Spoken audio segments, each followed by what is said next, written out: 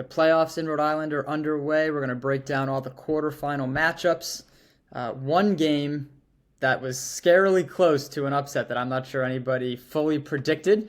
It had Jess, the number one Road Dog fan, shaking over there, but the Road Dogs advance. It's all that matters, and sets up two really fun semifinal matchups. Both are rematches from Week 6, and so we will talk about those. We'll preview those after breaking down the quarterfinals. We'll have our 4 analysts make some picks at the end, and we'll put them on the spot and who they have advancing to the finals. So a loaded show, and will definitely be a good one. Yeah, make sure to check out the website. We have a lot of announcements coming up. We've been doing some award voting as well, and so All-Star Night is coming up on the 19th. Not that far away in August. It's already August, so summer's over, everybody. But stay tuned for all of that, and let's get to the show. Let's do this. The playoff edition of the Postgame show. Yeah, this is the Legacy League. Tell me where your legacy be. Yeah. I teased it. Oh boy. Like 3 and a little bit, quarters of this is happening, right? We're kind of looking around like, yep, this is it. Talking about Rags and Road Dogs, and we'll start there with Aidan, Matt, Mike, and Jess standing by. You guys know me. I don't make any picks. I have the best gig going here. I put everyone else on the spot, and I can never be wrong. It's great. It's a good time. Let's break down the quarterfinals like I talked about. We will start with the Road Dogs and Rags, a 3-6 matchup that, was almost a pretty big upset for kind of what we've been talking about all year. But let's get to that and how the Road Dogs did advance, and now it doesn't matter because they're in the semis. 80-67, it took a 33-11 fourth quarter. And the notes that I took during the game, because not that I saw this coming, but I just watched everything. They were down by 15 at one point. They were down by 10 in the fourth, if not a little more than that, and flipped the script. And so let's just go around, and I'll give some stats in a second, because there's a lot of things that I can say. And not that I saw this coming, but I've seen this script before, not even just from the Road Dogs, but just in this league, of how quickly things can change. And I said it I'll go first. I said it to Rags right after the game, like, hell of a game. That's kind of the same thing they tried doing against Lob in week whatever, right? And we kind of talked about it a ton. Week 2, they were in that game. We talked about it. They had a lead, and I said it to them after. I said, this is kind of how hard it is to win, right? And how much things can change and how quickly they can change, because Rags dominated that game. Mike, you can go first. And kind of, dominated is a big word, and Mike can kind of elaborate on this. I think is fair. I mean, they were up 15 and they were scoring. They were getting stops.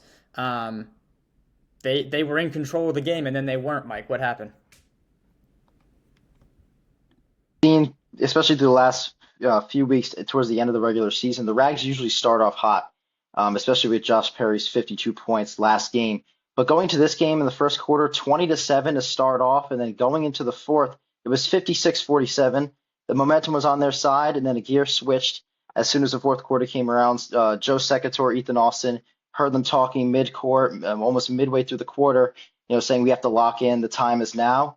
And, honestly, both teams played better. Rags played better than I thought, and Road Dogs maybe didn't play up to it as best as I thought they would play. But the Rags, without Josh Perry scoring 30, they played as best as they could. Devontae Davis scoring 16, more efficient, shooting 57% from the field than we're used to seeing from him this season. But Joe Secator and Ethan Austin really took over in that fourth quarter, both with over 20 to seal out this game.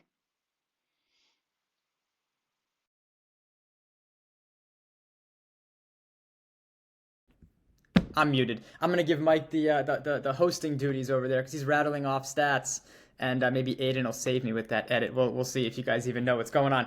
But yeah, listen, Road Dogs flipped the script, right? And so we can get Jess in next, and we'll save Aidan because we'll go big picture at the end, Aidan, just from a couple seasons seeing things like this when we get to the playoffs. But Jess, kind of go into more detail of that fourth quarter and what flipped, right? And I'm sure, we'll see if you pick the Road Dogs this week, but you were hot on the Road Dogs. And so, what did you kind of expect and then what ended up happening that allowed the Road Dogs to get the win?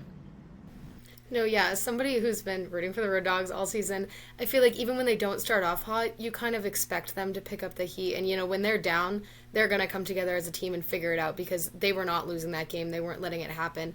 I think that in the fourth, Joe, Ethan, and Kevin, them three kind of came together, got a lot of points down, got a lot of assists. We're just getting to the basket when originally it was more Josh, Devontae, Charles on the Rags side kind of running the court in that way. So I feel like the Road Dogs just kind of knew they had to get it done and played with the energy that they came in the beginning of this season and have just continued on.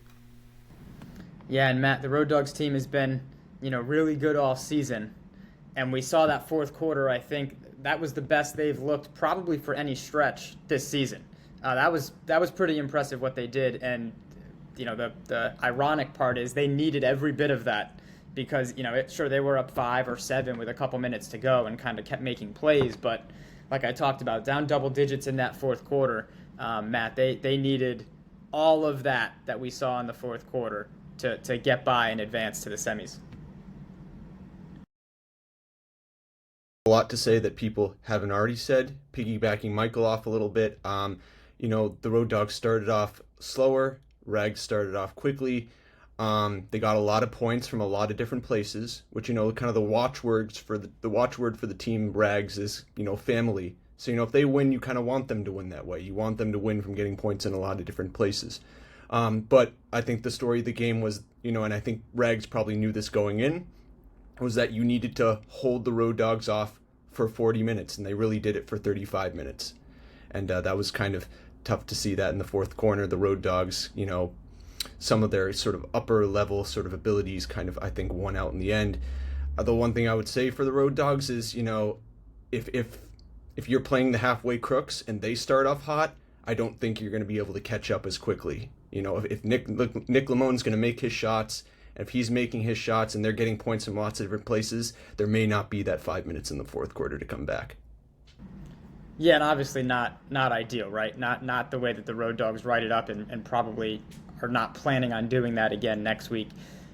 Josh Perry, 11 for 23, 2 of 8, and every time in the second and third, even in the first quarter, so through the first 3 quarters, seemed like he made everything, right? So first time kind of looking at the stats in depth, for him to go 11 for 23, I would imagine a good majority of those misses came in that fourth quarter, right? And kind of one of the things that flipped, and I thought the Road Dogs would do it sooner because they offensively couldn't get into a rhythm. And we've seen with these Road Dogs teams in the past, Kareem Cooper there, and he would have been a great piece to do what I'm about to say, get that defense to turn into offense, right, Aidan? And so for them to get Karan kind of, listen, start the fourth quarter, take Josh out as much as you can. He's a great player, but they started face guarding him. We're not going to let him catch it and then initiate their offense, right? And I think that was part one, and that defense turned into easier buckets that we weren't seeing in that first half for the Road Dogs. Ethan Austin getting in transition, Joe Secator hitting, I think, back-to-back threes, if not maybe another one in that fourth quarter. Kind of when they were going on that run and getting that momentum, it was the key pieces you guys all talked about, but it really started on defense, and that's been the identity of this Road Dogs teammate. And, season after season, they did it again, and to Matt's point, whoever they play, it is the halfway crooks. If they win, and they have a very good chance to win, we got the 4, I think, best teams we talked about kind of all year, and I could see any of these matchups, and I'll make you guys pick later, right? But it wouldn't surprise me if it was Road Dogs Lob. It wouldn't shock me, right? I expect Skyhawks to put up a really good fight.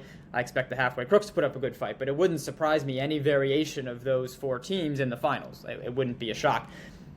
They got there, right? That's the bottom line. And what this Road Dogs team has proven in the playoffs is it's that defense, Aidan, that can kind of take over. And they needed it to in this one, but they'll need it more so in their semifinal matchup. Yeah, like you said, without Cooper, their main defensive guy, their focal point is not there. But what I give credit to them because, like you said, they were down 9 into the fourth quarter. What happened was, I think Joe hit a 3, and then Karan hit a 3 again to tie the game. And he was going crazy. The bench was going crazy. I remember vividly just looking at him, giving the, And then I think after that, it was another run like week 8 where the Road Dogs just onslaught, like 10, 15 straight points. And the Rags just, I don't know if they weren't getting back on D, they were tired or something. But like Matt said, you can play a great game for 35 minutes, but in those last 5 minutes, if you lose any sort of composure or you start missing your shots, you get in your head, the game falls apart, like you said, Joey, too. I think coming off of this, the Road Dogs have gotten a lot of slack this season, given it's kind of warranted because they've had a very weird season, but they were the number 3 seed for a reason. They only lost 2 games. They were a champion. They won the championship before. So it's kind of like this was a very good win for the Road Dogs. It showed them that they can come together as a team. But like you said, they just kind of got it together. They strung stops, which wasn't happening at all during the games. The Rags were just scoring. And once the Road Dogs, pinpointed Josh Perry, locked him down, and let the others not be open, but let them have better looks because they're not as good as Josh Perry. No offense to them. They're great players. But you'd rather have 2 people on Josh Perry and risk someone else being open than their best player being open. So I think once the Road Dogs kind of got in that rhythm, getting those stops and stringing together those fast break dunks, those fast break threes, especially with Shaq Ardra, he only had 10 points but 4 of 7. You get him in the game. He moves slow, but that's his game. He's great defensively. He can make his threes. He can lay up, but it's just kind of that core unit together. If they can continue like this and close out next week's game like this, I think they have a good shot. And if anybody else wants to get back in, we'll kind of end on this. Not to completely make this about the Road Dogs, because the Rags played a really good game, and they deserve a lot of credit. So the first 3 quarters, and of course it's easy for any of us to say who were not playing in the game, right? But the first 3 quarters, everything's going your way, and it's like, all right, why was that the case, right? Everything was going through Josh Perry, pick and rolls, transition. Like, he's making every decision on offense, and then they're able to set up a zone on defense, and it's much easier to set up that defense after you score, right? And so that was the rhythm of things in the first 3 quarters. I said it to Rags, it's kind of about experience and knowing that the game is like not over yet and kind of having to keep playing and executing.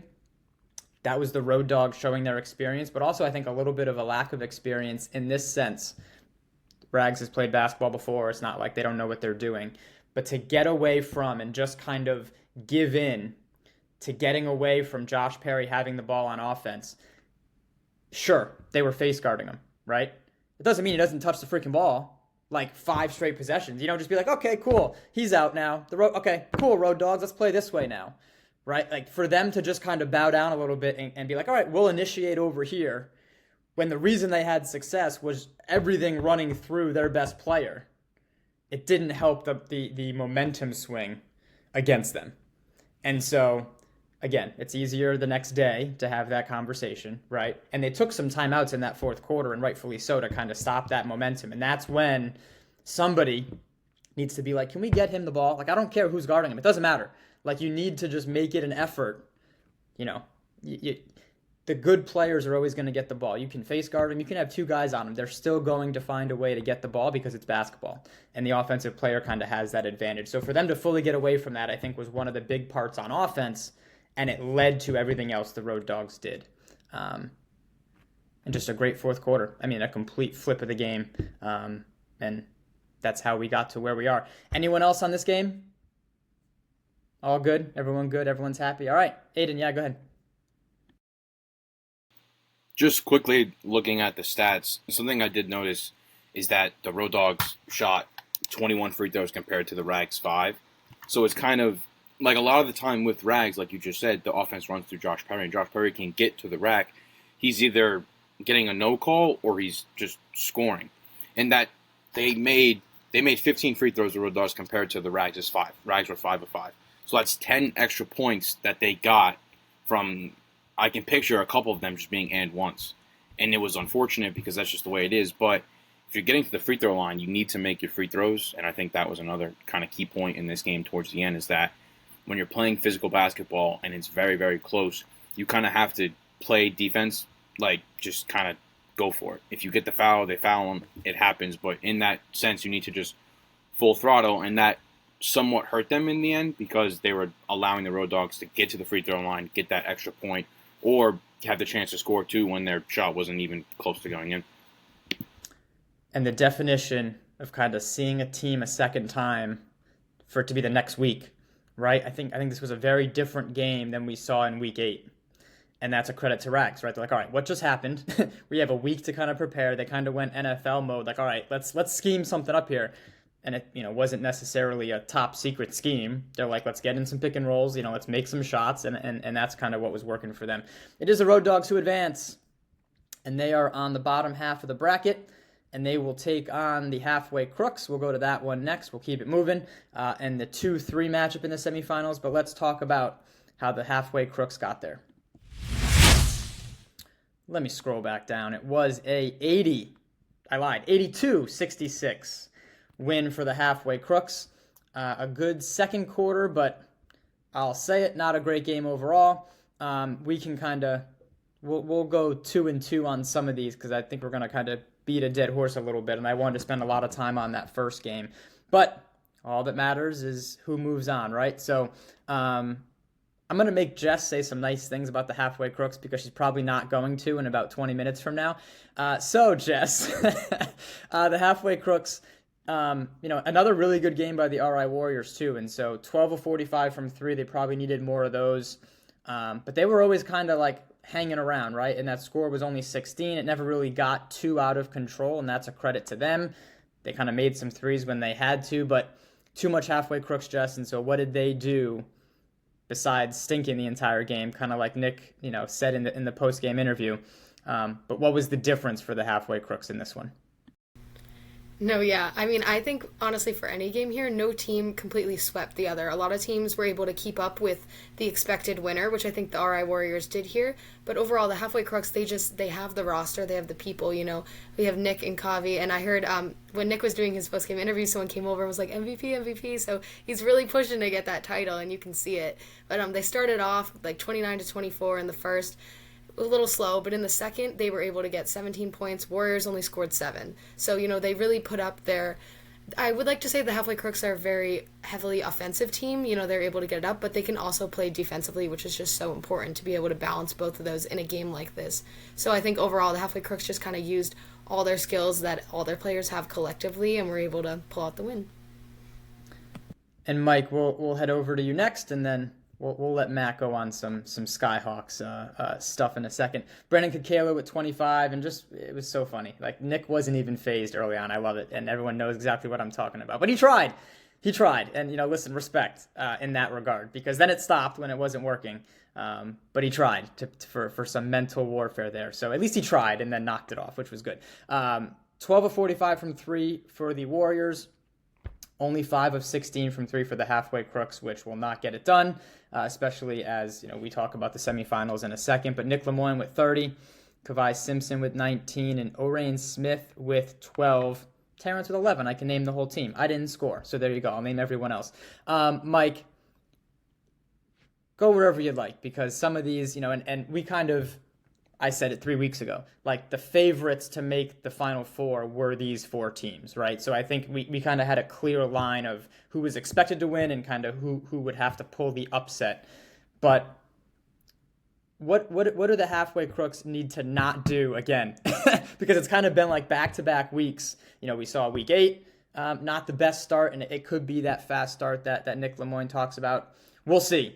I think making shots helps, right? And that goes for any team. But what do the Crooks have to improve on from what you've seen in the quarterfinals, Mike? I mean, from what I've seen in the quarterfinals, they played pretty all around. I mean, they had 5 out of 6 of their players that played that were in double digits. It was Nick, Kavaya, Rain, Terrence, and David, all in double figures throughout the whole game. Sorry, Joey. But yeah, they were all in double figures, so as long as they keep swinging the rock, I think getting everyone's hands on the ball, obviously, like we talked about, Nick is going to get his 30 points usually every game. Kavai is going to have around 20 if he's shooting well, because he's been shooting more in these last couple games, and especially going more into the playoffs, he's probably going to stay with that strategy. Orain Smith getting the ball in his hands a little bit more. He's able to knock down some shots, knock down some threes. He was 2 for 3, so he was efficient. He only took 3 3-pointers, but he made 2 of them. So if you're the Halfway Crooks, you'll definitely take it. But I think it's about just spreading the ball around. I mean, like I said, I think if Nick has the ball in his hands, 75% of the time, not that they're going to be able to predict it and slow him down, but it's going to be easier to know what the Halfway Crooks are going to do, especially if they have the opportunity to make it to the finals. So I think keep swinging the rock, keep making sure everyone's involved, And like Nick said, actually, not last week, or this week, but the week before, he talked about everyone showing up on time. A lot of people were saying that, or he was saying that, a few teammates of his weren't showing up necessarily when everyone else was. So I think getting everyone there collectively, showing up together as a team, and being in the right mindset going into the game, I think that's really what they need. I had as many points as Aidan, and Aidan doesn't play in the league. So there you go. That's all you need to know about the top scorers for the halfway crooks. It sets up, right? And I teased it early. Another week 6 rematch between the halfway crooks and road dogs. I'll pull up those stats and kind of some of those notes in a second. But it was the halfway crooks getting the win as we kind of tease, and I'll have you guys make some picks for the first semifinal. All right. And we'll save the Mambas and Lob City for last, which will have some stuff to talk about. But let's get to the undefeated team, another time playing a team for the second week in a row. It was the Skyhawks getting the win over Gold Rush to claim their spot in the semis.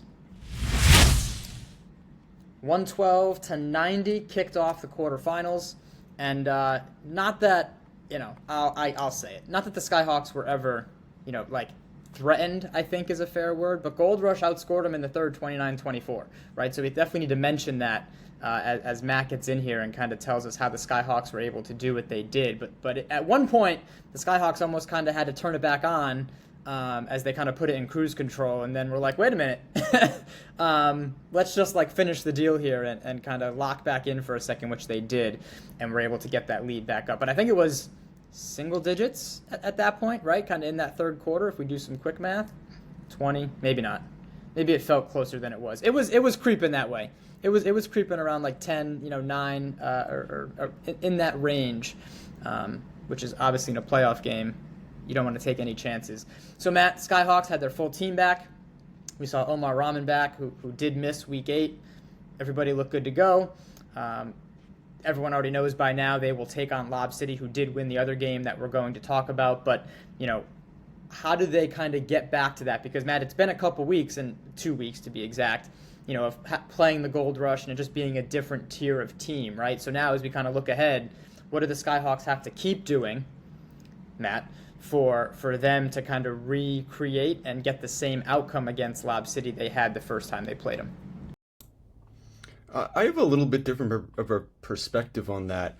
I mean, as far as what you can say about the game, the Skyhawks shoot well. They have size. They have guys who come off in the bench who can still shoot well and still have size.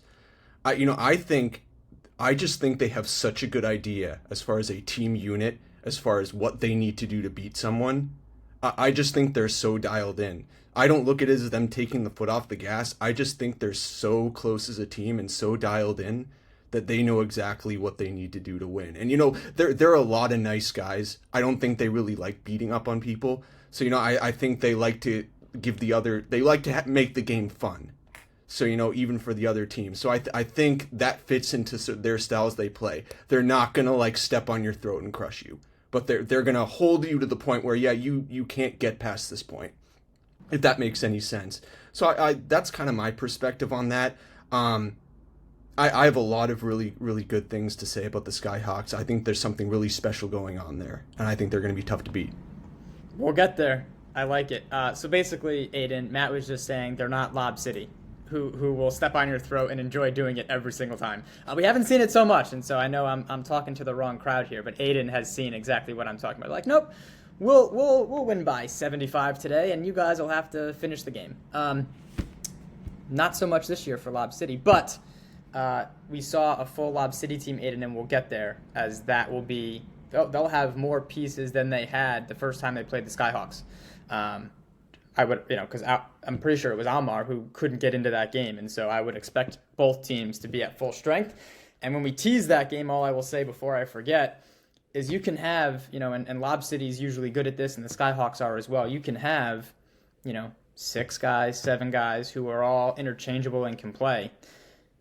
It's like the saying in the NBA, it's you can only play 4 at a time, right? And so it's still nice to have those bench pieces, but at some point, who's closing the game, right? The final 5 minutes of a close game, who's going to close it? And so, Aidan, the Skyhawks, you've seen a lot of teams, undefeated at this point. They look locked in, they look ready. But what's kind of the key for them as they get ready now for 2 games And that's what it is now. It's one game at a time. We can use the cliche, but what do the Skyhawks have to focus on to kind of get back into that high gear and get to a finals for the first time? I think, like Matt said, they play a lot of team ball, and I think what they need to continue doing is playing team basketball. And like they know their strengths, they somehow know their weaknesses because we haven't not saying Noah's weak in any way, but he wasn't in crunch time during some of the games.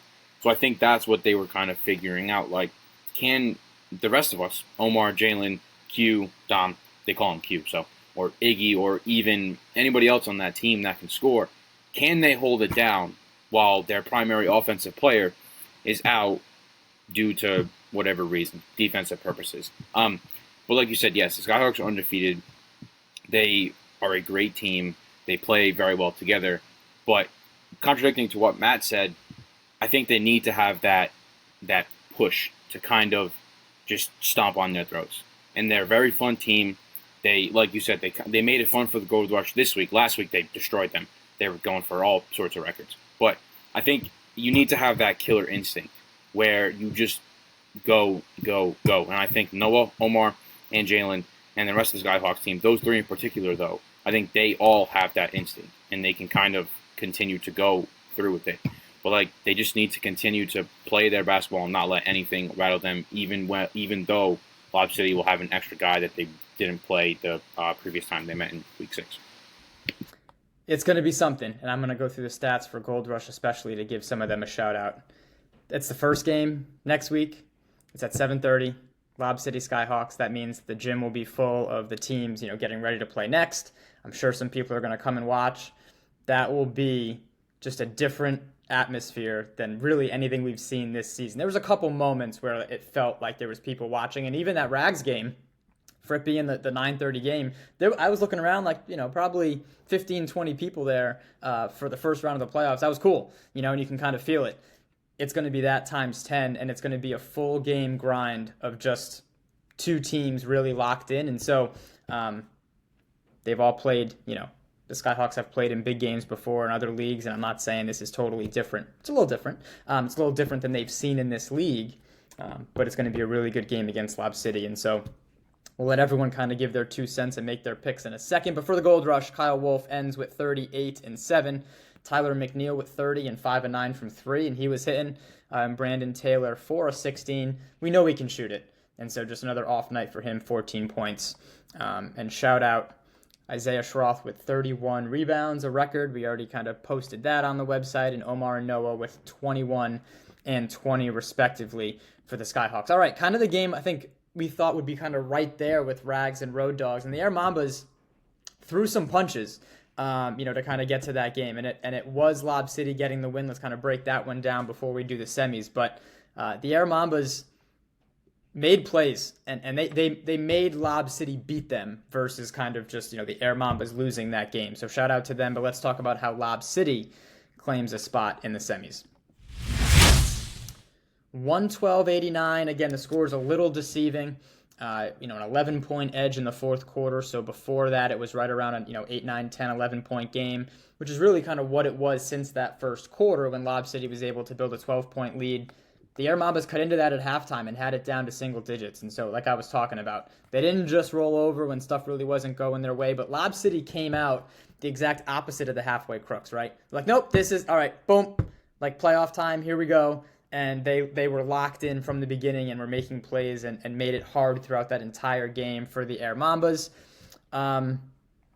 Mike, looking bored over there talking about Lob City all the time. But Lob City in this one, what'd they do, Mike? And you're really good at kind of throwing in some stats, so I love it. You can kind of take over. But Gion's 41 was huge, and he had another huge game and has kind of been one of the pieces that Lob City is relying on and will need next week. But Gion's been consistently doing it for Lob City, Mike. I mean, he definitely has. I mean, like you just said, he's been staying consistent. But someone that who has not been staying consistent, at least for the last couple of weeks from Lob City, has been Cody Crawford. Obviously a veteran in this league, but only putting up 17 points, 15 shots. He did shoot 50% from the field. So he was shooting somewhat good, but from 3, he was only 1 from 6. So we know him to be a good 3-point shooter. So him shooting 1 for 6 from three is not something, that Lob City especially needs in the playoffs. But the Air Mambas were able to cut it down to 7 at halftime. But unfortunately, I think John's, 72% shooting from the field, 41 points, was just too much for them to handle. I also think that they were able to control Steve Simone a little bit better in the second half. I think in the first half they let up, 6 threes from Simone. And then going into the second half, I think they only let up 1 or 2. So I think they were able to hold him off a little bit.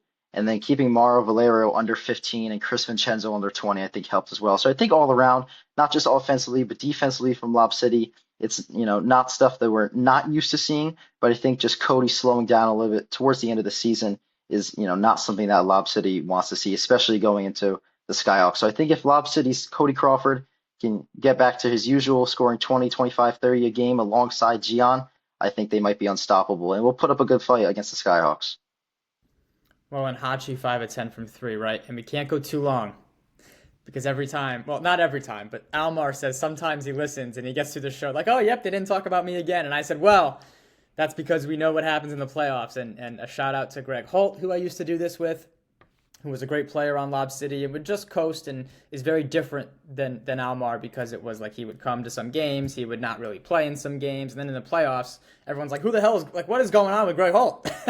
And it was like adding another, like, MVP is strong, but adding another really, really strong piece to those Lob City teams from a couple years ago. And now, after being finals MVP, Almar turned it on in this one. So I told him I would shout him out, and I'm sure we will talk about him a lot more, especially next week and in any future weeks. But 25 for him, 16 rebounds, had his imprint on this game with a couple big defensive plays, and it's what we expect, right? It's like steady Almar is a boring nickname, but like that, I mean, that's what I could have predicted he was going to get, right? 20 points, double-digit rebounds, play defense, and impact the game all over. Matt, I don't know who you would have picked. Actually, no, you were here. Who'd you pick? I think you picked Lob City last week. But what was different than what you expected in this game between Lob City and the Air Mambas?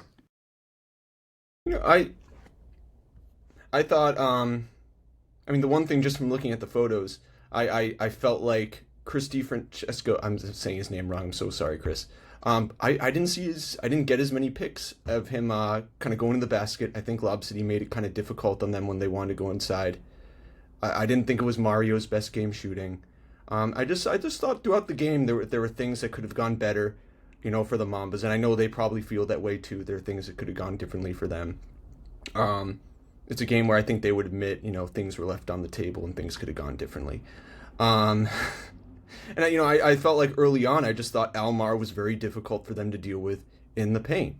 He plays tough, he comes kind of right at you, and when you come right at him, he doesn't back down. And that's difficult to deal with, especially when, the Air Mambas have many players who really, they want to go right to the basket and enforce their will. And that can be difficult when you don't have, the size of a Kavai Simpson, and you have sort of a stone wall in there named Almar standing in your way. The one stat that just made me, and we'll go to Jess quickly, 15 offensive rebounds for the Air Mambas to 5 for Lob City, and this is kind of still how the game went, right? And so we don't know, how many of those came in that first or second quarter when it was a competitive game for sure, and it was still kind of a little bit of back and forth. Flow-wise, obviously Lob City had the lead, and I don't think ever gave it up after that first quarter, but to have that many offensive rebounds and for this to still be the result, that's the number of extra possessions the Air Mambas had, and still Lob City able to get those stops again and again and again and turn it into offense, Jess. An impressive performance, but that's even just kind of boring to say because I think, this is what I expected. A full-strength Lob City team locking in and kind of taking away what Matt said, some of the strengths from the Air Mambas, Jess. No, yeah, I think one thing about Lob City is that when their players show up, they show up. When they can make sure, when they have a full team and everybody's there, they're all just going to use their strengths and come together. Looking ahead for Lob City, they're playing the Skyhawks next, and last time they played them, they were only beat by 1. It was double overtime. So they have every possibility to beat the Skyhawks, to be up and play at that level. And even that last game, when they did lose, I think Gian had just come back. He was I want to say he did not have as many points as he had. Yeah, was it week 5? Is that what Aiden's trying to tell me? Yeah. So, now they have him at his full strength just scoring 41 points, and they have this full team coming together. So I think Lob City is kind of doing everything right, coming right out of the gate in the games with a lot of energy. So they're going to give them a run for their money. We'll go to Aiden first. Let's do some Lob City Skyhawks. Excuse me. Wow, I just blew the script of possibly the finals, right? Lob City and the Skyhawks in the semifinals, and I'm going to kind of quickly go over that Week 6 matchup, and we're going to have these guys make some picks between these two semifinals. Again, both rematches from Week 6. We talked about it being a double overtime game, Skyhawks and Lob City. There will be no first point to win, so it'll be 2-minute overtimes forever. If we get to that point, we could be there until Wednesday, guys, just full disclosure. And if that happens, that means the Halfway Crooks and Road Dogs wouldn't be playing till Wednesday night because they are the second game. So hopefully we get a winner at some point. But this was a game back in Week 6 between Lob City and the Skyhawks where no team led by double digits. It was Gion's first game back for this season, and he still finished, with 10 points and was still trying to get his feet under him. I don't think he had less than 20 after that. Aiden confirms it, and it might even be more than that because I know the past couple weeks he's been on a tear, and so that's kind of another piece to get back. So Gion's first game back, and Almar was not able to get there / get in the game. Right, so two kind of big pieces Lob City will have this time around, and still it was a close game. We talked about kind of in the overtime, that Gian shot from the corner that we can picture in our heads to kind of force the double overtime. Aiden, you can kick it off. Like 2 sentences max because we're talking way too much, and then make your pick. But Skyhawks, Lob City, who will go to the finals? I have this saying, never go against Lob City. People will hate me for it. But I love the Skyhawks, I love this Lob City equally. I will be picking Lob City in this just based on Almar will be back, and they already held Omar to only 9 points without arguably Lob City's best defender. So if they're able to bring in Almar, another player who can give defensive ability and hope, I think that's going to be the key to the game, and we have a fully healthy Gian, so I will be picking Lob City. Smart. Listen. It's tough. It's going to be a very good game. Matt, one for Lob City. Are you going to join them? Who you got in this one? I'm going to be picking the Skyhawks. I think a key to the game, though, for Lob City is Cody. As Michael said, maybe not his best game last time. They're going to need him. I think part of it is that he's seen what Gion's doing. He's been Larry Bird. I know you like that comparison, Gian, so I'll make it again. But I think Cody's going to need to take a more active role. He's going to need to be a bigger part of this game. All right, Mike. He semi-mentioned you. I know, just was relating to your previous points. Who you got? We got one for Lob City, one for the Skyhawks.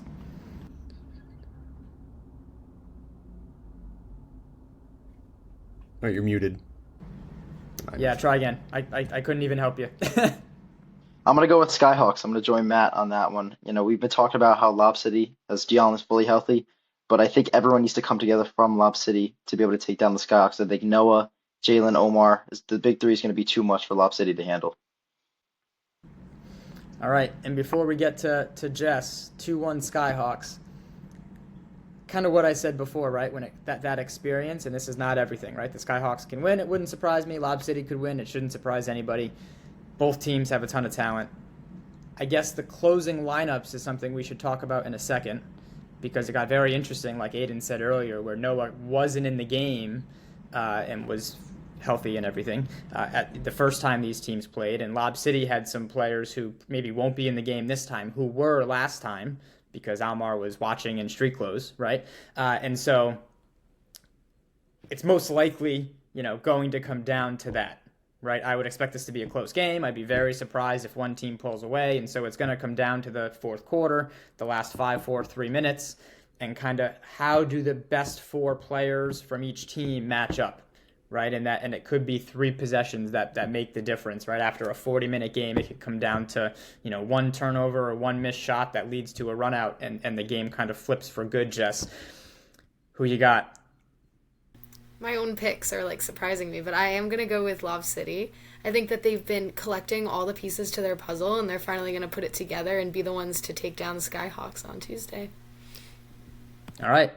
Nice and easy. 2-2.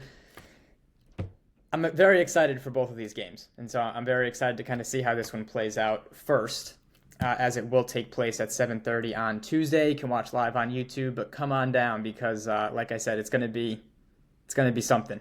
It's gonna feel like a playoff game is my point. So 2 for Lob City. Apparently something I said Mike didn't like. He just left. 2 for Lob City and 2 for the Skyhawks. Let's get to the other one where it is the Road Dogs and Halfway Crooks playing second in our semifinals. All right, again from week 6, it was a close game throughout.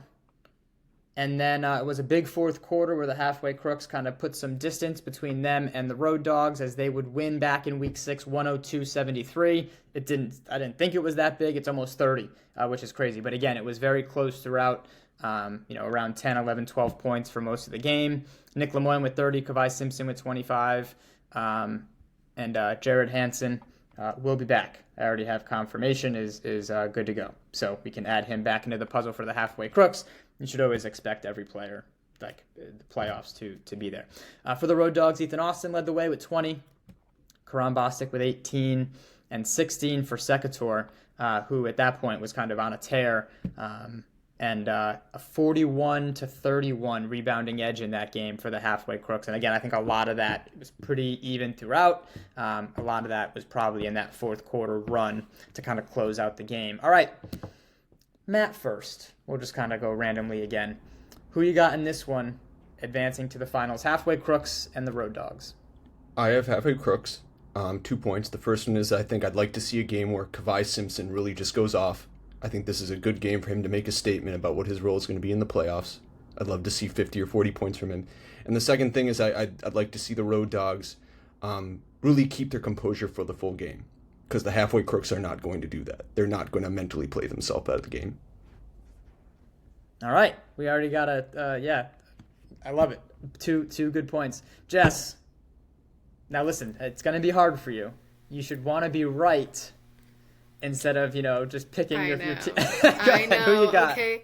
They're literally gonna hate me because this is the first time I'm not gonna pick the. I do think the Road Dogs, that if they can start off strong, then they can win, because I think it will be harder for them to get back up if they're already behind from the jump. But I am gonna pick the Halfway Crooks just because these last few weeks we've seen their team just dominate. Joey, I'm giving you shout outs now, so just with all their players, I think that it might be the Halfway Crooks week. I can confirm it. The Road Dogs are going to the finals. Everybody's picking the Halfway Crooks, even Jess. So it's over. That's what this means. Aidan, who you got? You're not going to like this. It's going to be 3-0 for the Crooks right now. But what I can say is just based on last week's matchup, like Trent said in the last episode, nobody cares about the next matchup or two teams playing again. But when you look at this again, the Road Dogs didn't have Shaq or Kevin. So it's going to be a different atmosphere for the Road Dogs, I would say, a different game for the Road Dogs, and especially for the Crooks as well. But again, picking the Crooks, but my key is just if they can start off fast and continue to, have a 5 to 7 point lead at all times, I don't know if the Road Dogs will be able to overcome that, just because there's based on the speed and the team basketball that the Halfway Crooks do end up playing. Not saying that the Road Dogs don't play team basketball, but I think the Halfway Crooks take this one and go to their finals. Well, I would expect everyone to be there for the Road Dogs, right? And so I think one of the questions that I won't answer, because who knows how to answer it, is which everyone's going to play, but then who ends up playing, and Aidan saying it right there as well. Which 4 players do they end with, right? Or I'm not doing the jinx, but all right, they're down, kind of things aren't going their way in the second quarter. Who are they going to turn to, right? And Joe Sekator has made plays. Ethan Austin has made plays. Kevin Views has done it in multiple leagues, in multiple legacy leagues. But that's 3 guys already, right? And we can name another 3 guys who think it should be kind of them doing it. And they've all been really good about taking turns. And I think that's kind of been, to Matt's point, one of the things we've seen even against Rags, right? I need to make an impact on this game, but so do you, so do you, so do you, so do you. And so how does that sit with everybody? It always sits better when you're winning, right? It's always cool to kind of be like, oh, no, go ahead, it's your turn when we're winning. And that goes for any team that has different options. But who do they close with, right, is a question that I don't think we can answer, but that'll be one of the things to be like, oh, okay, that is kind of who they're going with now when they need a bucket, in what should be another close game. Mike, don't do it, all right? I'll pay you to fucking pick the Road Dogs. Sorry, all right? Pick who you got. I was actually going to pick the Road Dogs no matter what. I think Unmute. oh, I am. I think I am. I'm good. I actually was going to pick the Road Dogs anyway. I think you can't look at the last game against the Halfway Crooks, losing by 30 without three of your key players on that team. And I think, as we talked about, Kareem Cooper on the defensive end, I think he's going to, make a huge mark, down low, maybe making Nick and Kavai getting less shots in the paint as they usually would. I think they're still going to score. Don't get me wrong. But I think Shaq and Kevin, obviously, on offense is going to make a huge difference. And I think that's going to be the difference maker in this game. All right. One for the Road Dogs. Thank goodness, because I can already, I was going to start printing the papers if we had a clean sweep. It's never good when you guys try to pull the jinx on me. We talked about it. That game will be at 8:30, Halfway Crooks and the Road Dogs immediately following Lob City and the Skyhawks. And so when we do this next week, and a very good show, when we do this next week, we'll be talking about the finals and who you guys are picking to win the summer 2025 season. We're almost done. That means there's 2 post-game shows left, so you can shed a tear. So we have our semifinals, we'll do a post-game show. We have the finals, we'll do a show, and then we'll preview All-Star, and after that, that's how it wraps up. So semifinals will take place on, let me pull a calendar, Tuesday, August 5th, this Tuesday coming up. Then on August 12th is the finals. I believe it's at 8 o'clock even. I'll confirm that. Yep. 8 o'clock finals are always perfect. Just the perfect time to get started. And then All-Star Night is the Tuesday after that on the 19th. 7 and 8 o'clock, I believe I did for that. So we'll be announcing dunk contest and three-point contest and All-Star people shortly. But only 4 teams remain. And our 4 analysts, look at that. It's a bunch of 4s turning up. Good sign for Lob City, the 4 seed. We'll find out. You'll have to see. Lob City and Skyhawks, Road Dogs, Halfway Crooks. Face off on Tuesday night. Guys, good job. And we'll see you after the semis to see who comes out on top.